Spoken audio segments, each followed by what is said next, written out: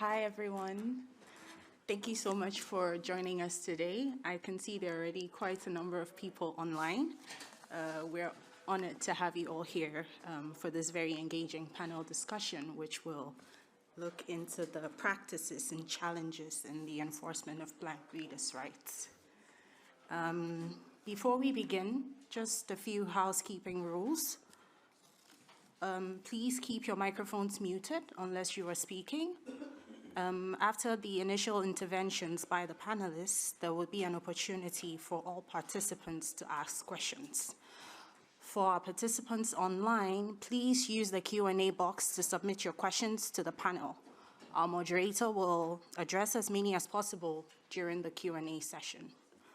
And there may also be a few photographs taken in the room, so if you have any privacy concerns, please do let us know. On that note, I would like to introduce the panel for today's very engaging discussion. We have Mr. Diego Ortega Sanabria. He is the Technical Secretary at the Commission of Inventions and New Technologies from Peru, and he will be joining us via virtual means. We also have Ms. Flair Townsing, counsel at UPOV Cooperative in the Netherlands, and she is here on the podium with us. We have Mr. Ignacio Giacchi. He is the Managing Director, Anti-Infringement Bureau for IP Rights on Plant Material. He is also here with us in person. And we have Mr. Michael Keller, who is just seated to the left of me, the Secretary General of the International Seed Federation. On that note, I would also like to introduce our moderator for today's discussion, Ms. Yolanda Huerta, and she is the Vice Secretary General of the International Union for the Protection of New Varieties of Plants. So on that note, Yolanda, you have the floor. Thank you very much. And let me introduce also Matilda, Matilda is our new UPOV's communication officer. Thank you for welcoming us. And a special thanks from my side also to the World Intellectual Property Organization that approached UPOV in order to work together in building a particular panel at the side event of the Advisory Committee on Enforcement. My understanding was that it led a particular initiative from Peru that wanted to raise awareness about the importance of some of the technologies like molecular techniques that can assist in identifying particular material and maybe also of assistance in the case of infringement cases of plant breeders' rights. And I would like to say it is really an honor to see some familiar faces here in person. I saw also that this site event has also attracted attention, and we had encouraged to make it available also for online participants to join. And they will be able to also to send some questions in order to address those matters through the panel. At the beginning, I would like also to maybe invite all of you, those here in person and those that connect online. What are your expectations of this panel? I know that there is a mix of experts on enforcement matters, experts on IP, experts on plant breeders' rights. So probably there is a diversity of expectations, but we will try to hopefully address some of them. And we would like also to encourage you to be also engaging into a quiz that has been nicely put together. I think there will be a QR code that will become available outside the room. So it might be a good feedback also to engage with that quiz, also to raise awareness about this particular topic. I may ask now to my colleague Matilda to put a couple of slides on the why. I would like to a little bit to set the scene before giving the floor to our panelists to a little bit illustrate some of the specific aspects of plant variety protection. So I see that the PowerPoint is on the screen. Everything okay? Yes. So maybe I will go to the next slide. And here is more about the why about plant variety protection and UPOV and the purpose of this particular specific title to recognize of the work of breeders in developing new varieties of plants. UPOV was established in 1961 as a way to provide incentives for innovation in plant breeding, to also address key important policy areas as food security, also to create a space for international cooperation and harmonization, and also to make the link between the socioeconomic benefits that come along with the plant variety protection in relation to job creation and also rural development. In many of the countries that are in the process to become a UPOV member, agriculture plays a key role as being the main source of jobs. I would like also to bring awareness about agricultural sustainability, and you're all aware about the challenges of climate change and also the role of new plant varieties in order to address or adapt or mitigate some of the effects of climate change. In that regard, just setting the scene at this level, then why is enforcement necessary? What is the role of effective enforcement? The UPOV Convention provides that it's UPOV members that need to provide the measures for appropriate enforcement of plant breeders' rights. And I know there are some experts in enforcement matters, but then we would like to raise awareness why the specific nature of plant varieties makes also enforcement of particular attention. First, we are talking of a group of plants that can be distinguished from another group of plants with a set of characteristics that are demanded by the consumers, by the farmers and growers. But then the actual nature of those plants makes it very easy to reproduce a plant variety. And sometimes the cost of that reproduction is very low. So you can imagine how that could lead to practices of infringement of breeders' rights. But then on top, it is quite difficult to obtain evidence, to collect that evidence of infringing material, sometimes difficult to distinguish between, the legal, I would say, material and the legal one. And there we realize that without effective enforcement measures, it will not be able to obtain the benefits of plant variety protection. So this is why it is essential to support this long-term investment in breeding, but also in commercializing these new plant varieties. And it's very important to understand that without effective enforcement or protection, it's not only the breeders that will not be able to recover the investment, but all those players in the value chain that will not be able also to develop this trust and this capacity to also a long-term investment. If I give you an example, for a wheat variety, it may take 7 years to develop, a wheat variety with a very nice, I see some Italians in the room, let's say, with a flour that allows to make very nice pizza. So that, for example, is one example of a characteristics that will be achieved by the work of breeders. But it takes a long time. For a new apple variety with a very tasty, juicy, crispy, nice color, maybe 20 years to develop. And with a rose, maybe 7 years. A very nice and beautiful color and shapes. And to make it actually known to the farmers and growers may take additional 3, 4, or 5 years. So this is the key thing, is for the long run that those key players work together. And without effective enforcement, it might be difficult for all those parties to work together, and there may be lots of jobs. So now with that kind of setting the appetite for this topic, I would like to say I'm really honored to have a set of panelists that will also share experience of the different aspects related to enforcement of breeders' rights. Some of them may be linked to what we call the vertical value chain, so the relationship between the different parties that play a role from the development of the variety to actually the variety that goes to the market. So it could be breeders, farmers, growers, the distributors, the exporters, the key players in the food, I would say, industry.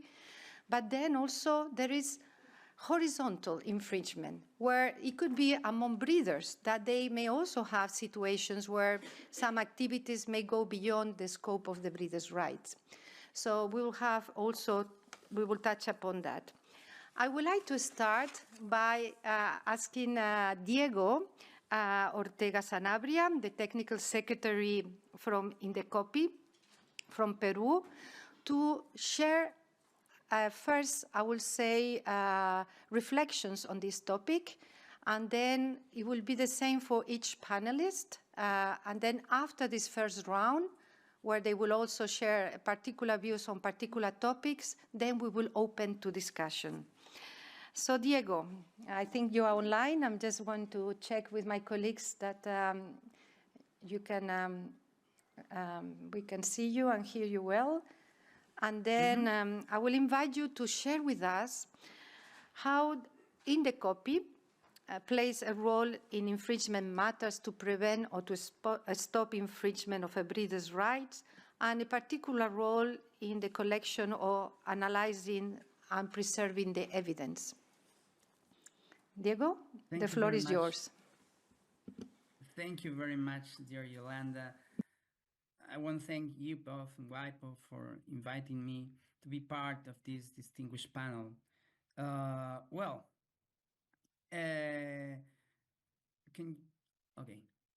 For us, we in Peru know that investing in new plant breeding demands trust in the legal system, especially when it comes to enforcement, which has to be very effective and efficient. That's the target that we have in Peru, the authorities in Peru. Next slide, please. Next, please. Okay. Well, when it comes to enforcement, there are two important authorities in Peru, which are Indecopi and INEA. Indecopi is the national authority in charge of the granting of the new plant variety rights. But it's not only in charge of the protection of the rights, but also in charge of the enforcement. So we in Peru have administrative enforcement. And we have INEA as an institution which gives us technical support. INEA is the National Institution for Agricultural Innovation. So this institution helps us when it comes to technical support. What actions we take regarding enforcement? We are in charge of infringement proceedings. And in that sense, we can order injunctions, even preliminary injunctions, and we can also fine infringers. And we also perform inspections in the alleged infringing premises. For example, crop fields, packing companies. So we are in charge of that important issues. And when we do inspections, when we perform inspections, we collect evidence, of course. We collect samples for the right holders. And as you can see in this slide, we have not had inspection demands until 5 years ago. In 2021, there was an important increase of the demand for inspections, as you can tell. Next slide, please.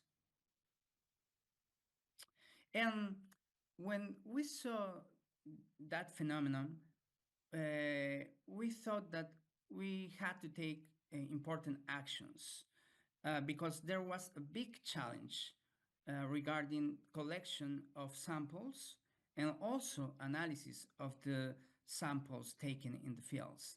So that's the reason we issued in 2022 our first set of guidelines for enforcement of plant breeder rights. And it tackles two main issues.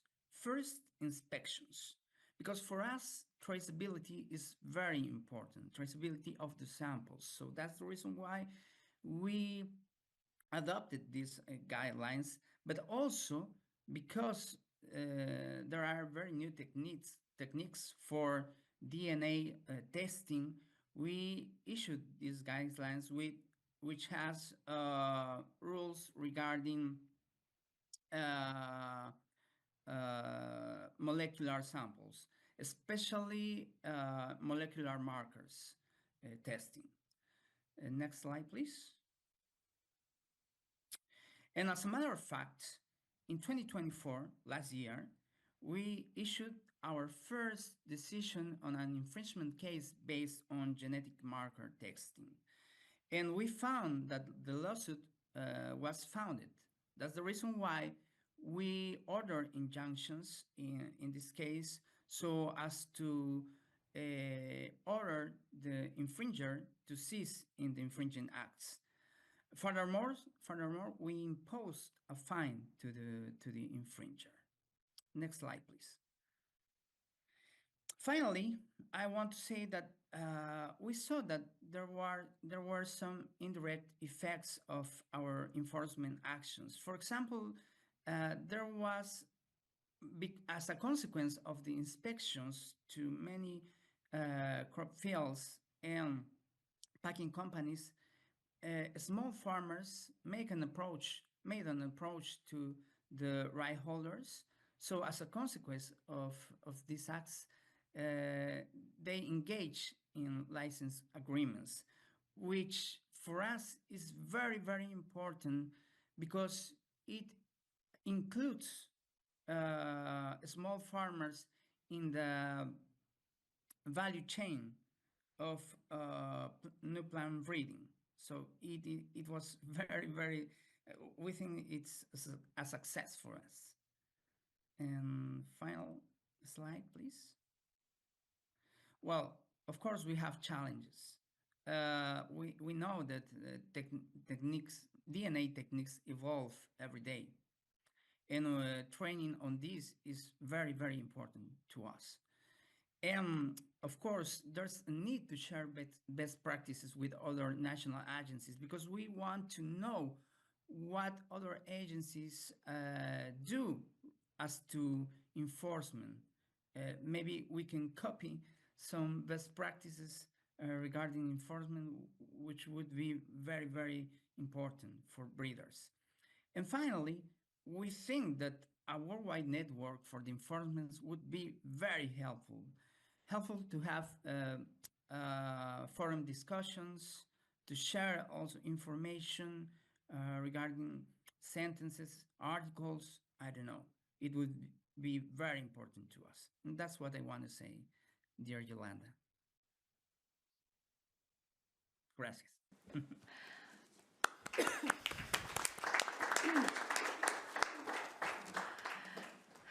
Thank you, Diego. Please stay with us because there will be probably some questions and comments coming from the participants in this very, already engaging way on how in the copy is taking a particular leadership role in assisting and providing through these inspections awareness on the protection of plant breeders' rights. And it was very interesting, your comment on how small farmers could benefit from these new varieties and how your activities have enhanced their participation in the value chain in relation to new plant varieties.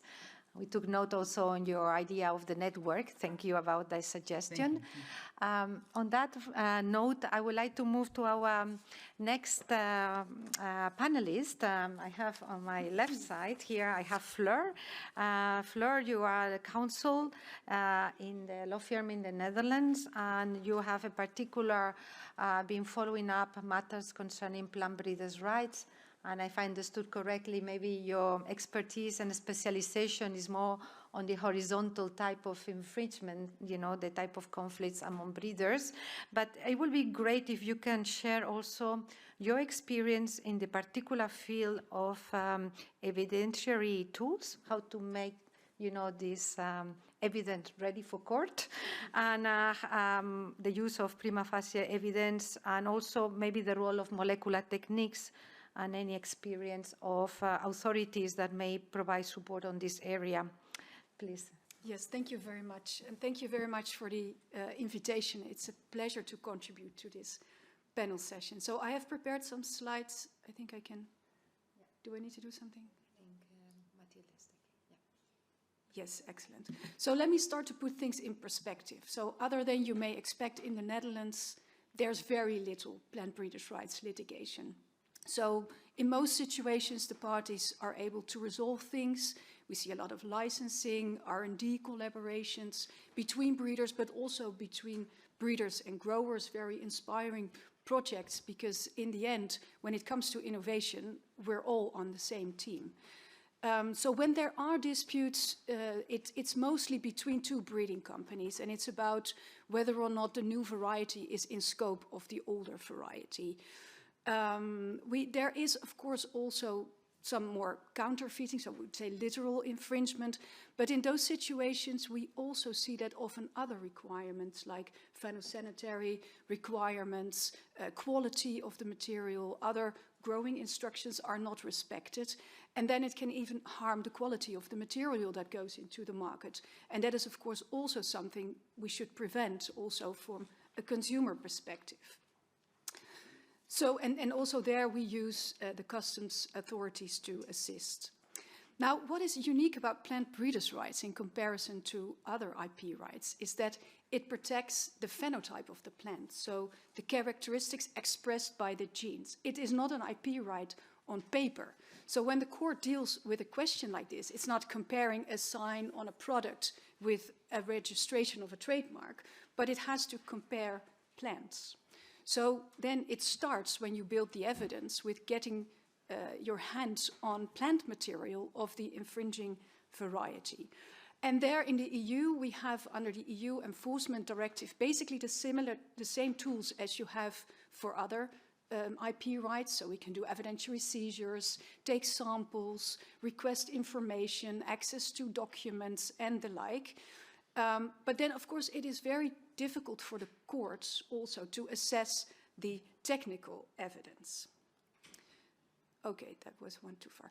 And then when we have the material, we bring it to an examination office that is also authorized to do the DUS testing. And one of the offices we use very often is the NAC Tuinbouw in the Netherlands. And they have a specific variety tracer program where they do first a morphological analysis. So they plant all the material out. You can imagine that takes some time. And then compare the characteristics of the plants. And they also do a DNA analysis.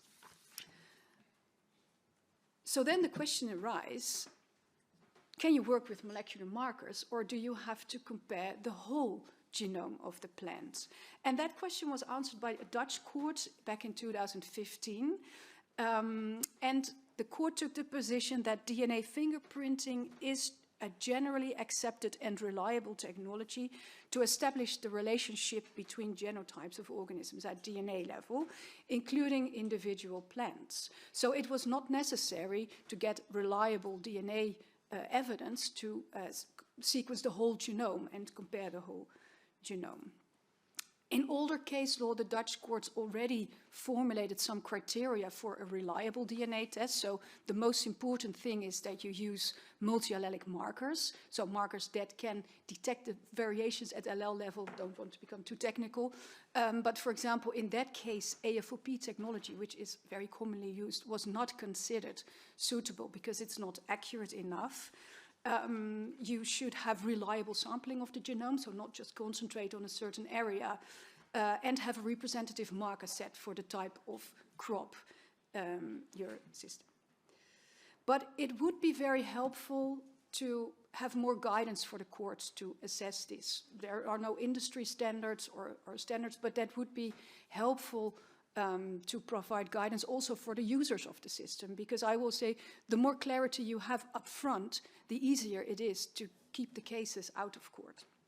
So then, if I have time still, a short word on the customs enforcement. So in the EU we have the anti-piracy regulation that also extends to plant breeders' rights, and that is a very efficient procedure where the IP holder confirms that there's an infringement and agrees to destruction, and the holder of the goods or the declarant does not object, the material can be destroyed without going to court. Of course, we don't destroy it. It often ends up in a settlement or a license, or we find another purpose for the material. But here, of course, the challenge is you're dealing with perishable material. So the time frames are very short, and, well, you can imagine we cannot collect all the evidence that you would need. Maybe in the future some DNA technologies will be suitable, but from an effective and cost-efficient enforcement perspective, it would be good if we could use the DNA fingerprinting for identification of the variety. And then maybe in combination with the use of the variety denomination, so the name of the variety that really identifies the material, if that could be sufficient for establishing evidence, that would be of help. Thank you. I hope that answers your question. Thank you very much, Fleur. It really sets the scene on understanding the particular nature of this IP right. You know, also the perishable nature is different if you have a cargo of watches waiting in the customs for 1 or 2 weeks, that if you have a cargo of tomatoes that are ready to be consumed, that there will be a different consequence if those you know, custom measures are not implemented in a very efficient way, taking into considerations of all the aspects that need to be considered. And then we move to our next panelist. I have the pleasure also to have Ignacio Yaqui with us.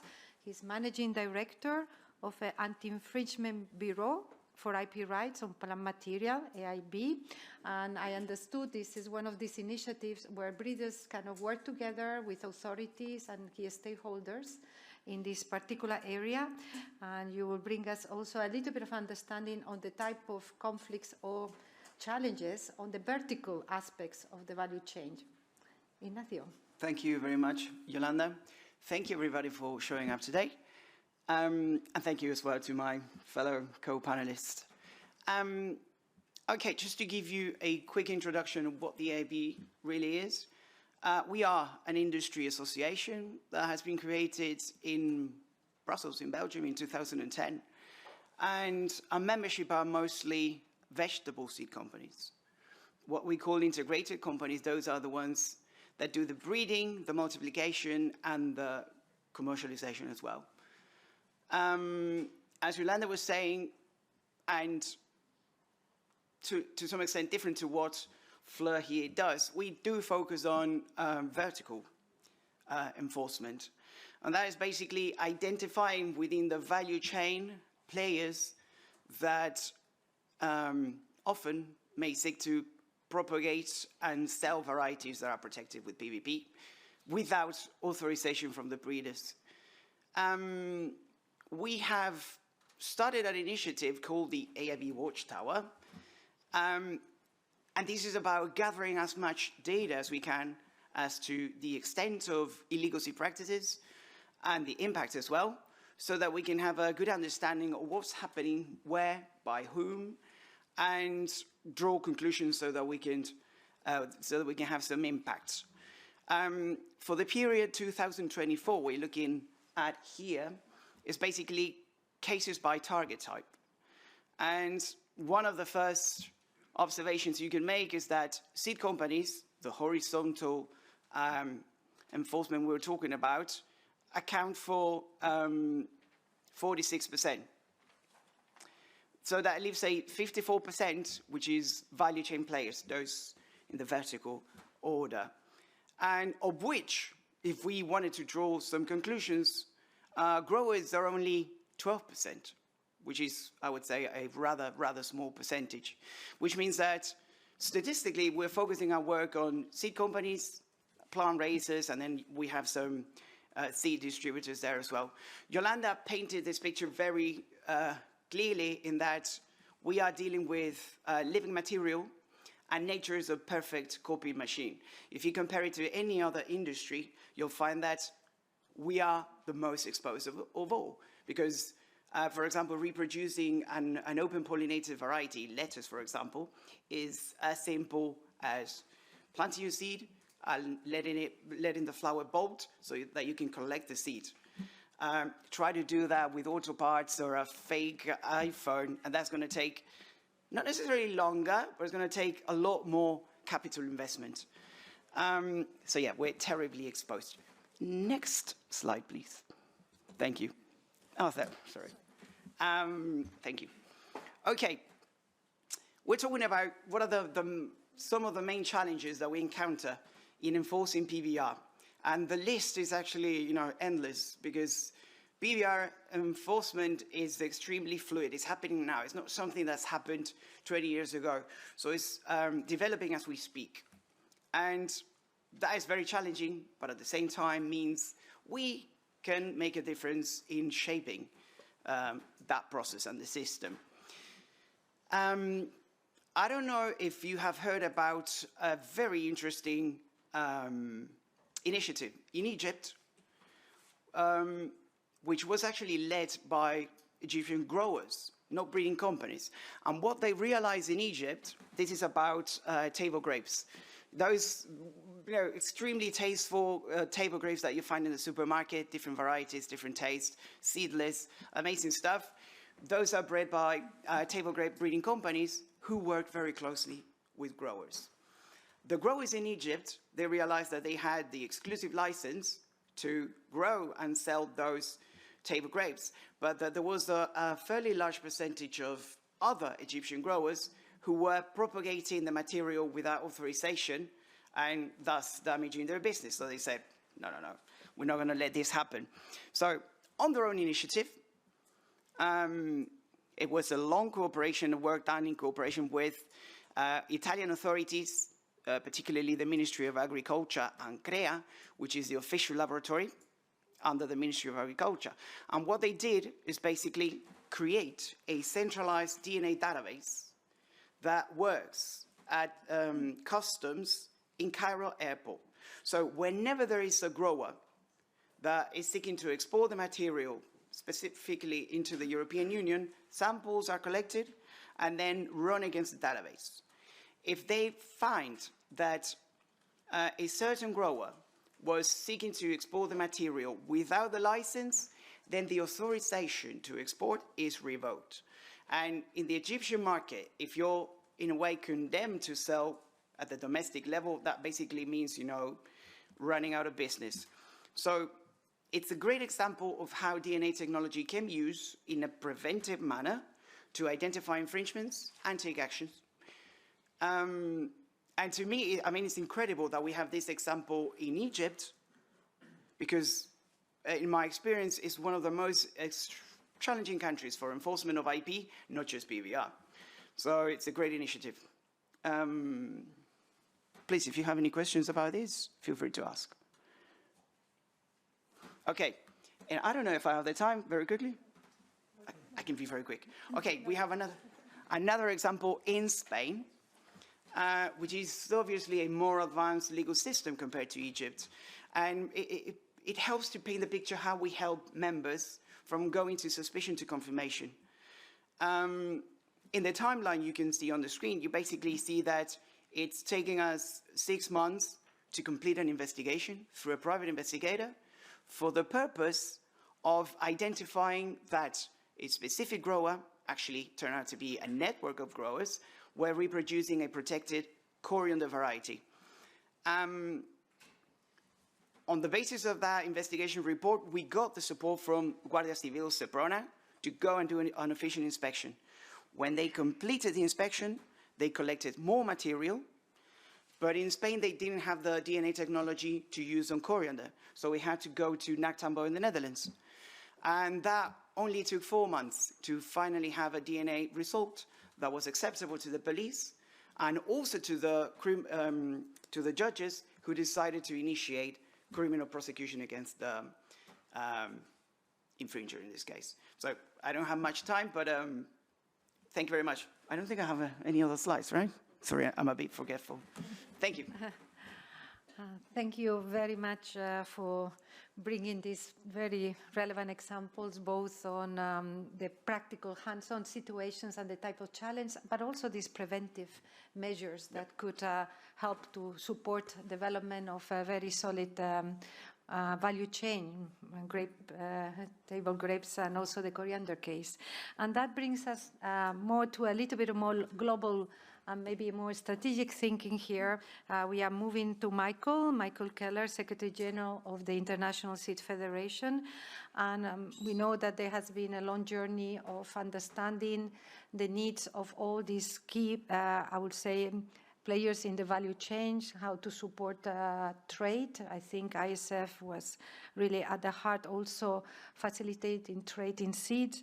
But then also, what are the type of impact when there is lack or insufficient effective enforcement in the development of agriculture and horticultural sectors? So looking into the scenario, what happens when things, they are not working, and what are the challenges and possible solutions? Thanks so much, Yolanda. And I will not mention the watch brand you mentioned before, but to compare the seeds with the watch brand is important, because I think even the seed and counterfeiting of seeds is far more impactful in a negative way than just to copy the watch you mentioned. And I would like to take up perhaps the point Diego raised in the beginning. It's about trust. Trust is important. But I think the most important thing when we speak about seeds, and I'm very happy, I think also World Trade Organization is here today and that we are here in the WIPO premises also, is the importance of seeds as the starting point of the whole food production. And I would like to emphasize this one, because we can speak about the legal part, but far more important is we need to feed the world. And innovation in agriculture helped us to increase by 50% food production in the last 30 years. The most important part in this one is also innovation in plant breeding. And the second point, and I would like to emphasize this one, because it's good to think about, we need national solutions. We need to be able to tackle better also at national level. But it's also an issue of international trade. Because no country worldwide is seed independent. No country is seed independent.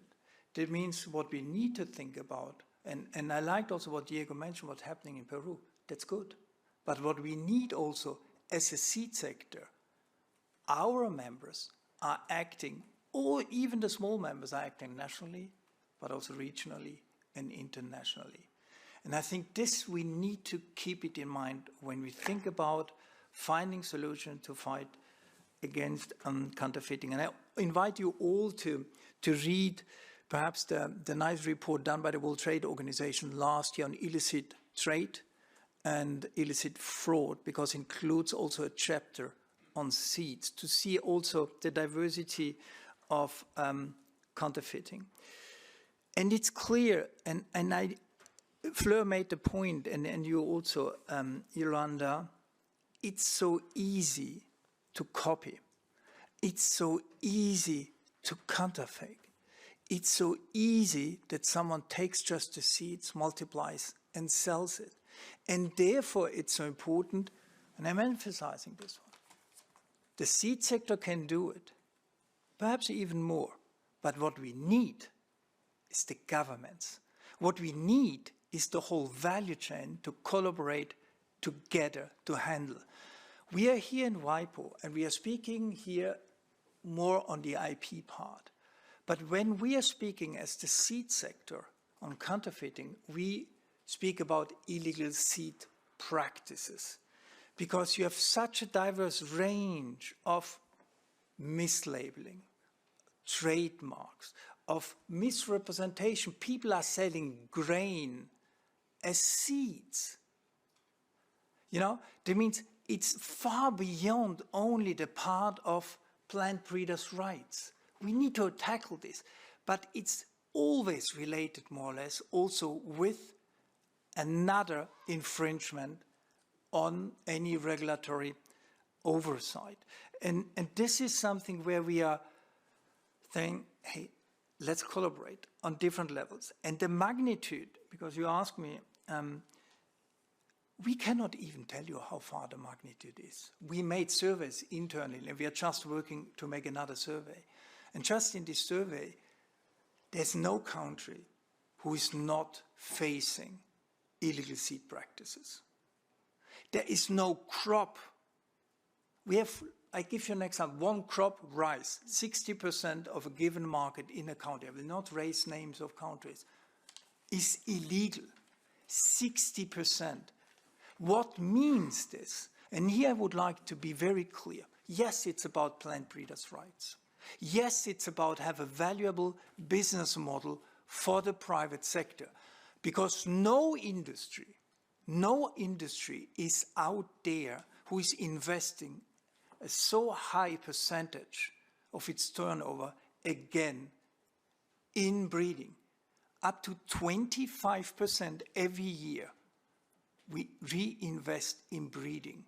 And when we are reinvesting in breeding, that's not a product just coming out on the market. It's a lengthy process. And you can imagine it's of utmost importance that we can build a viable business model for us. When it's going out, everybody can copy. No, we do not want this.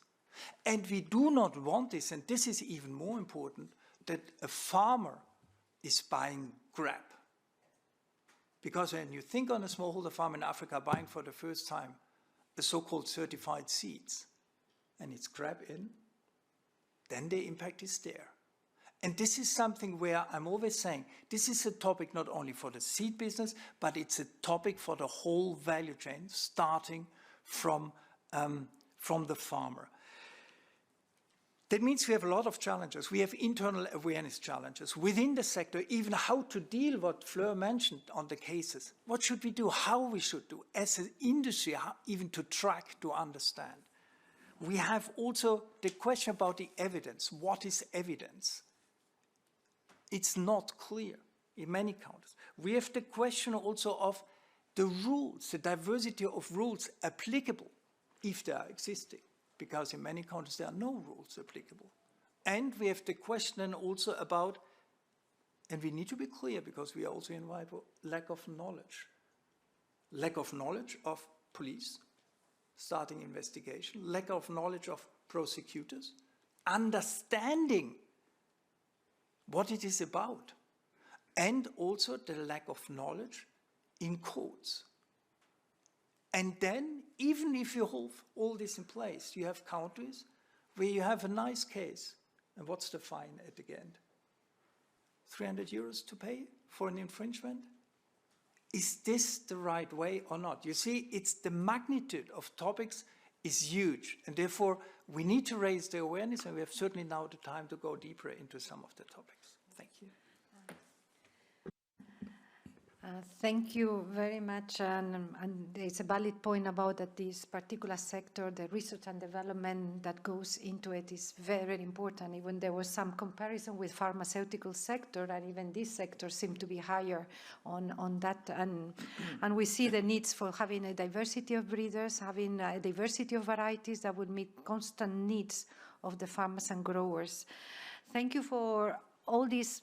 First, I would say exercise to bring some of these key topics and to raise awareness. And I would like to invite participants to ask the questions. Please say your name and maybe the authority or the organization or the entity that you represent. And then let's start. Yes. So, please. Roger Kampf. Yes, thank you very much. So I'm the famous WTO representative in this meeting. My name is Roger Kampf, and I was just wondering, because the parallelism with the pharmaceutical sector was made, and maybe I missed this information, but do we have data and evidence about the health impact of counterfeit seeds, which are sort of finding their way into trade? Because I always find in the pharmaceutical sector, this is one of the most convincing arguments if you want to get governments engaged in the fight against counterfeit products. So is there a source, are there information resources you would recommend which shed some light on this particular aspect? Thank you. Thank you, Roger. Who would like to take this one? Michael, and maybe you'd like to add? Okay. Yeah, please go ahead. Thank you very much for your question. I mean, in principle, the short answer is that I'm talking about the experience of the EIB, which is limited because we cover the European Union, countries in North Africa and the Middle East. So that's where we allocate budget. But then there's a lot of infringement activity that we cannot cover. And the experience we have so far doesn't really support the view that there is a health risk in connection with illegal reproduction. I can elaborate more on that. If we're talking about vegetative propagation of tomato plants, for example, you're not going to find it. You can find phytosanitary risks, and maybe on top of that, you could build a case that there could be potentially risk to human health. We have not verified that. I can imagine, because we don't have the evidence, that in least developed countries, especially not so much for vegetable seeds, but for arable crops, for example, in relation to the way they're reproduced, but most importantly stocked without respect for any traceability regulations, there could be some association with risks to human health. But in principle, it's not an argument that we usually adopt. Yes, Michael. I would not say I would love to build the case on this, but it's extremely difficult. It's too difficult to build up in the value chain, this question of risk. But I think what Ignacio made the point, and this is something also where we are always saying to governments, we need to collaborate, because there's this phytosanitary risk. And we have cases where we had tomato seeds coming to, and by the way, it's in the publication, we mentioned this one, about a virus who then started to spread out in Italy. That means it's impacting then the whole production. And I think there it's clear, this link we can build at our level and we can show it. But to go as far as the health, this is at the end, looking on the diversity also of the value chain, it's a very important one. And a very difficult one. And by the way, I know we have an issue, and I must admit, I think we are happy here because we have an issue very often. We are seen, oh, that's not important enough, because perhaps of this health. And the second issue is also for governance, perhaps it's not so important. And the famous brand Yolanda mentioned, watch brand or others, can tax-wise be far more important negative impact for countries than on the seeds. That means now for us, do we need to build a business case which is a real business case, and also for governments to step in somehow? That's something we have to build or to work on. And that's also where we are looking also to find perhaps also better data which could be used in this direction. Thank you. I may just add that what we have seen is that at the same time that we see with climate change, there is much more investment now in varieties that will address some of the new pests and diseases that are coming up through these changes climatic. There is a lot of work now in UPOV to also look into this matter. There are varieties that are resistant to particular pests and diseases. So what we could see, and even more in the future, is that they kind of, those who know that certain varieties have those particular features that are very important for growers and farmers and consumers, that they may use the denomination, the point that was made by Fleur, the denomination of that protected variety, and using that denomination, they will sell other material that doesn't have the resistance to particular pests and diseases. So maybe, I agree, maybe it's a point for further reflection, because the type of cases, the ones that we're referring to in some parts of Europe, they also identified that at the same time there was infringement of plant breeders' rights, there was infringement of health regulations, there was infringement of tax, there was infringement of employment. So it's a whole, I would say, value chain that is built on these illegal, I would say, aspects in other areas of law, not only plant breeders' rights. So it's working together with the competent authorities to tackle some of these matters. Who else would like to take the floor? Yes, please.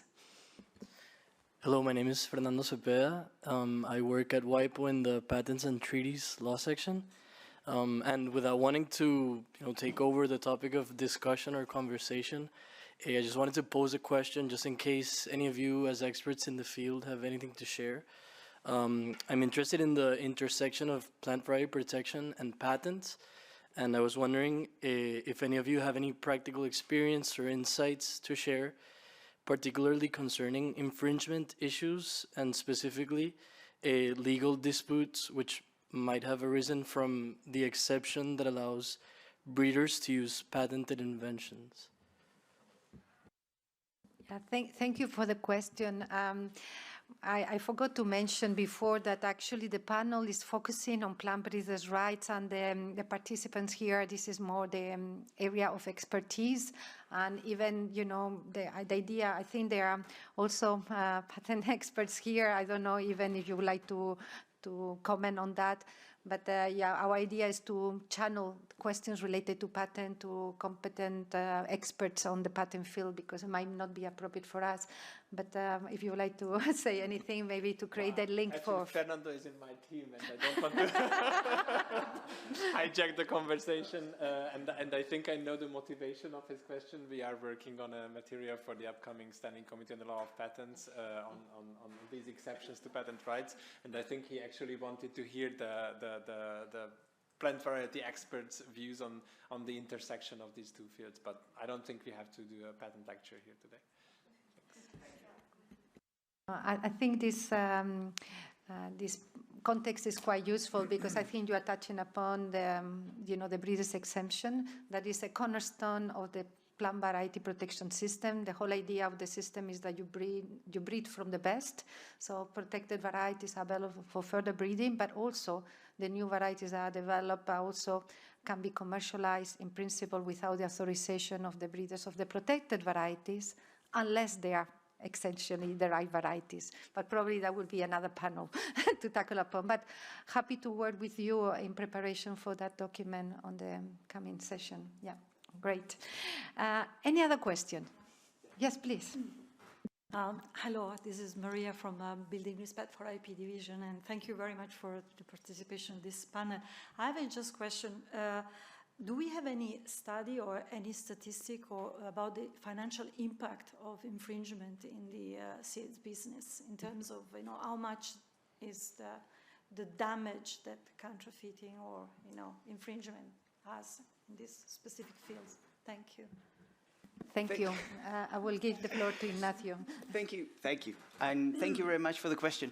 If anything, I've noticed that for several years, there wasn't really a big interest by the industry in having this kind of study done, but that has changed. And we are currently working with ISF and other organizations in evaluating possible candidates for conducting this study, which would contemplate exactly what you said. I mean, the financial impact of illegal seed practices on seed companies, basically.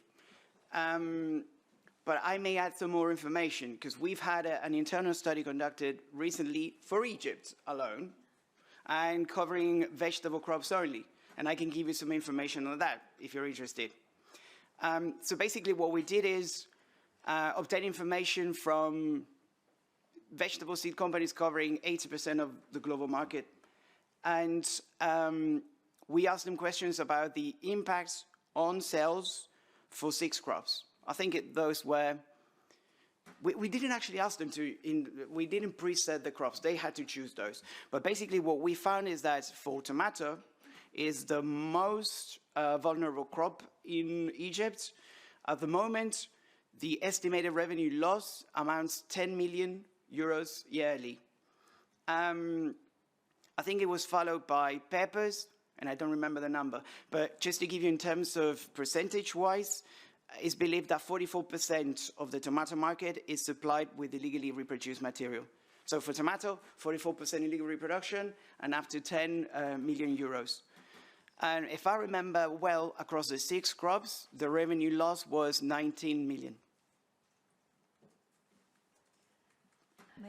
May I add another question? This is a curiosity about infringement. Is anything done, I mean, in the illicit trade, done online? You know, when there is an infringement of plants variety, do you have any illicit business in online through websites to me?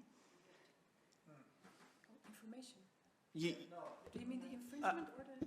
I mean, for example, I don't know, if I want to sell, you know, fake seeds, can I use the channel of online? Can I do it through online?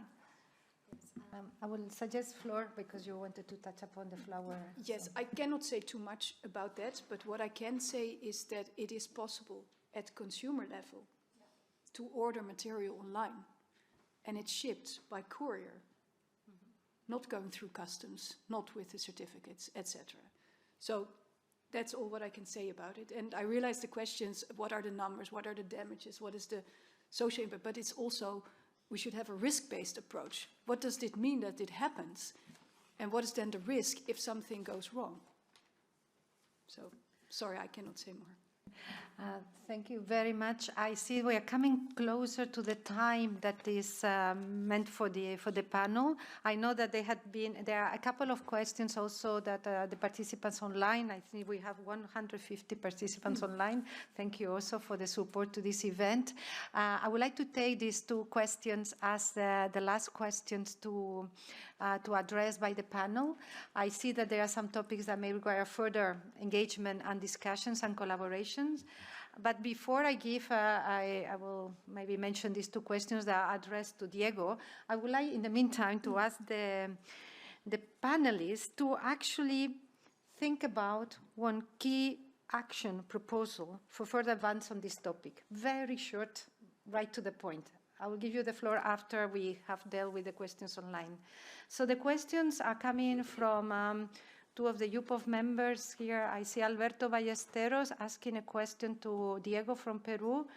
Do you use the DNA as a preliminary evidence or as the only one? I mean, whether you use also morphological characters.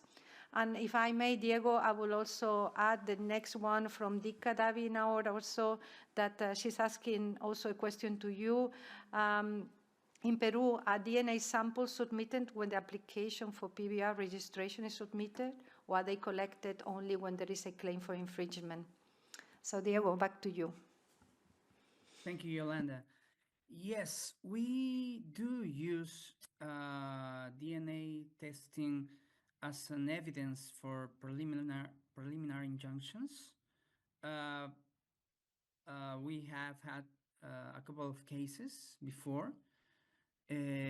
But when it comes to the final decision, we say that for the final decision, because preliminary injunctions are connected with just preliminary evidence, but to make a final decision, we have to come also with morphological evidence.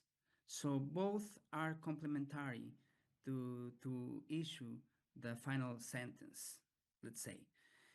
And what was the second question again, please? Yes, the second question is whether at the time of filing the application, it is the DS samples submitted, or these DS samples are, you know, given at the time when there is a claim for infringement.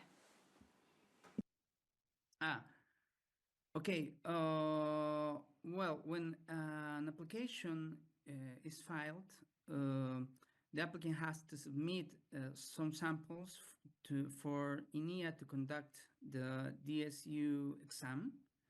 It is mandatory, but they are not obliged to file or present DNA characteristics.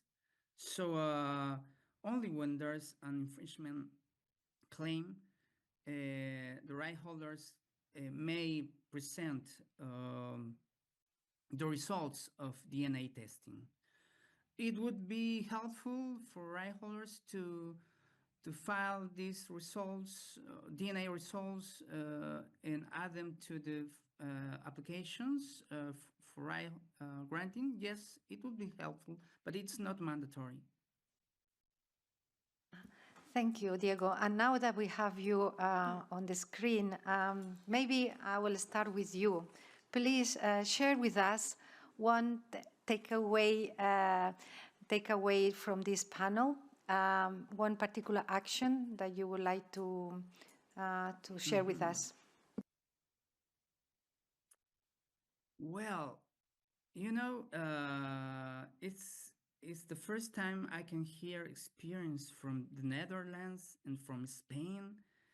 And as I said before, to us, it would be very helpful to get information on these enforcement initiatives. So I said that an international network on enforcement would be very helpful. And I would kindly ask the UPOV to give us help in this regard. Thank you. Thank you, Diego. Maybe Flor? Yes, well, yes. So from a legal perspective, it would be that we need guidance and harmonization at international level on providing evidence, on clarity on the law, because that helps us keeping disputes out of court. And in a broader perspective, I would say I like this multidisciplinary approach because the breeders cannot do this alone, and it's not just about IP. It is a broader picture. So I think that was my message. Thank you, Flor.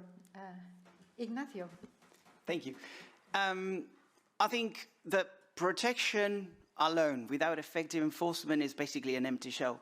So it's not just enough for countries to even implement UPOV 91, although that would be amazing.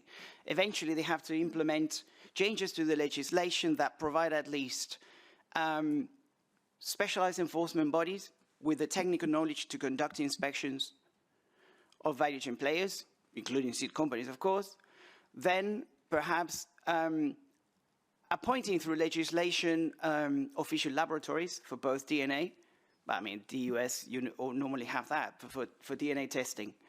And the other one would be, if I don't forget, the other one is, okay, yeah, specialized courts. And I don't mean PBR courts, but if they have IP courts, they should have some knowledge of PBR because it's not always the case. It is rarely the case.